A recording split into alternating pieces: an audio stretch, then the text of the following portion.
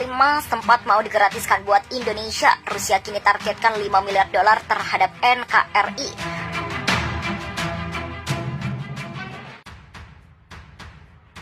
Meski perang masih bergejolak di Ukraina, Indonesia terang-terangan sudah menunjukkan niat untuk membeli minyak dari Rusia.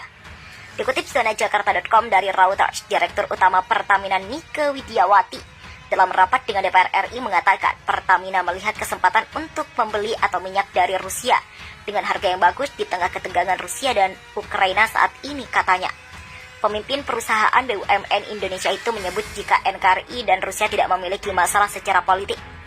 Secara politik tidak ada masalah selama perusahaan itu tidak terkena sanksi. Kita juga sudah membicarakan pengaturan pembayaran yang mungkin melalui India, katanya.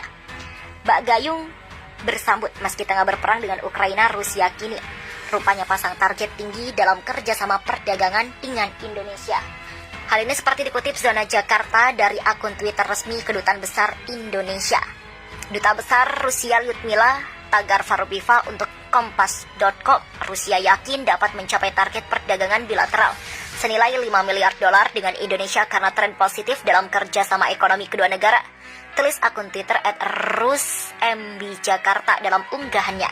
Sebelumnya tak berselang lama, dari kabar pembelian 42 unit Rafale Prancis dan 36 F-15 EXAS pada 10 Februari 2022 lalu, Rusia dilaporkan berniat kasih Su-35 gratis ke Indonesia.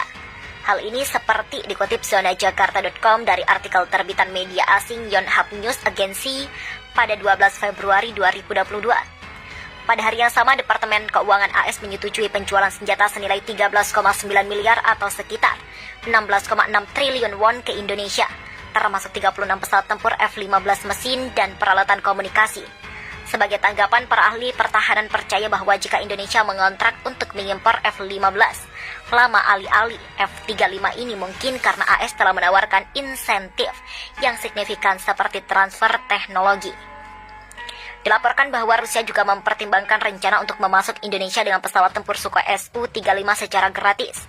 Meskipun pada tentangan keras dari AS, tulis yna.co.kr dalam artikelnya.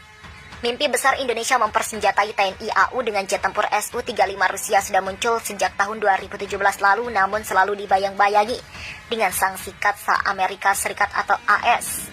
Namun melalui pemimpin tertinggi TNI AU, Indonesia sudah mengumumkan pembatalan pembelian jet tempur Su-35 Rusia.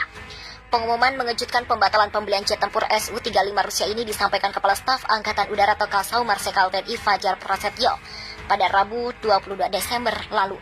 Sukhoi Su-35 Rusia dengan berat hati, ya kita harus sudah meninggalkan perencanaan itu karena kan di awal kita menyebut bahwa pembangunan kekuatan udara sangat bergantung dari anggaran. Jelas Kasau Marsikal TNI Fajar Prasetyo seperti dikutip zonajakarta.com dari Antara. Tapi hal berbeda justru disampaikan Lyudmila Farubiva, Duta Besar Rusia untuk Indonesia, mengatakan masih ada kemungkinan kesepakatan Sukhoi akan terwujud. Lyudmila Farubiva, Duta Besar Rusia untuk Indonesia, dengan santai menanggapi pengumuman pembatalan pembelian jet tempur Su-35 tersebut. Saya tidak punya informasi baru tentang itu, kami masih berharap kesepakatan Sukhoi akan tercapai. Begitulah katanya seperti dikutip zonajakarta.com dari artikel terbitan benarnews.org 22 Desember. Terserah pihak Indonesia untuk melanjutkan, begitulah lanjutnya. Tak hanya itu, dikutip zonajakarta.com dari artikel terbitan di Defense Post tanggal 23 Desember.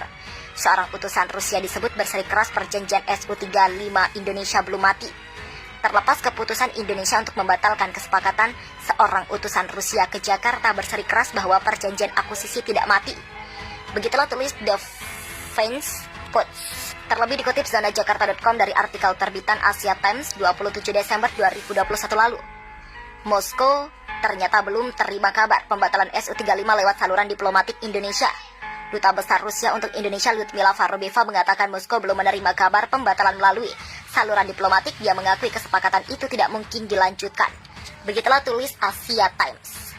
Tak cukup sampai di situ, hal senada rupanya masih disampaikan oleh Lyudmila Farubiva soal nasib kontrak pembelian jet tempur Su-35 Rusia. Hal ini seperti dikutip zonajakarta.com dari akun Instagram @lembaga_kris yang memposting sebuah unggahan pada 10 Januari 2022 lalu. Mimpi besar Indonesia mempersenjatai TNI AU dengan jet tempur Su-35 Rusia. sudah muncul sejak tahun 2017 lalu, namun selalu dibayang-bayangi dengan sanksi KATS Amerika Serikat. Namun melalui pemimpin tertinggi TNI AU Indonesia sudah mengumumkan pembatalan pembelian jet tempur Su-35 Rusia. Pengumuman mengejutkan pembatalan pembelian jet tempur Su-35 ini disampaikan Kepala Staf Angkatan Udara atau Kasau Marsikal TNI Fajar Prasetyo pada Rabu. Sub Su-35 dengan berat hati kita harus sudah meninggalkan perencanaan itu karena kan kembali lagi dari awal. Kita sebutkan bahwa pembangunan kekuatan udara sangat bergantung dari anggaran. Begitulah jelas Kasau Marsikal TNI Fajar Prasetyo seperti dikutip zonajakarta.com dari Antara.